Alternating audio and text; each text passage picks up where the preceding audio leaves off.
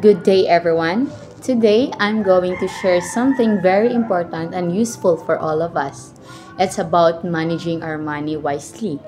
So, this report is the continuation of the first reporter, Miss Valerie Salim, and the second reporter, Miss Bakor, and I am the last reporter of our topic, which is income and expenditure tracking. So, as a student and future adults, it's really helpful if we learn early how to handle our finances properly. Kay kung kabalo ta mo manage sa ato kwarta, dili lang ta makasave, pero makabuild pud ta og financial habits for our future. So, our topic for today focuses on steps in managing and tracking your expenses, particularly on reviewing and analyzing spending, setting a budget, and automating, monitoring, and reflecting on our finances.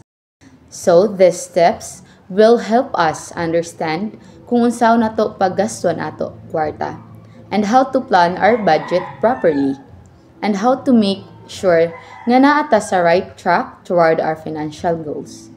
So, let's start learning how to be wise spenders and smart savers. Now, let's begin with step 6, review and analyze spending.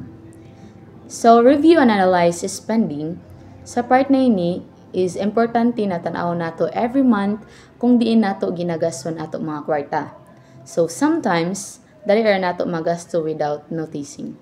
Like, sa small things such as snacks, online shopping, or unnecessary subscriptions. So, when we review our spending, we can see kung asa kita naga-overspend or asa nato ma-save.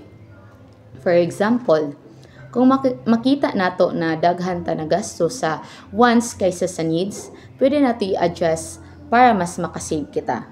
So, by analyzing our spending, makita nato kung effective ba ang ato budget. Kung naamantay sobra or pwede nato ibutang sa savings or emergency fund. Pero kung kulang, then we know we have to lessen our unnecessary expenses. So, in short, reviewing helps us become aware of our money habits. And awareness is the first steps to improvement. So next, step 7 is set a budget. So here, kinahanglan nato magplano kung unsaon nato i-divide ang ato income wisely. So, budgeting means deciding ahead kung asa nimo ibutang ang kwarta before mo pa siya gastuhon. So, a good method nga pwede nato gamiton is the 50%, 30%, 20% rule. So, for example, 50% para sa needs like things we can live without like foods, bills, rent, or transportation. Then, the 30% para sa wants like buying clothes, going out, or watching movies. Then, ang 20% para sa savings or debt repayment para na atay masandigan sa future or mabayaran sa ato mga dapat bayranon. So, budgeting helps us control our money instead of letting money control us. Kung naatay clear budget, dili na ta maglibog or ma-stress kung asa maikadto ang ato kwarta. So, it gives us peace of mind and discipline in handling our finances. Then, step 8 is automate, monitor, and reflect. So, first, automate meaning iset up nato automatic ang payments or savings so dili na nato malimtan. For example, you can schedule your savings every payday para automatic siya ma-save. Second, monitor. Always check your budget and spending. Pwede nato i-track weekly or monthly para mahibalaan nato kung naabatay improvement.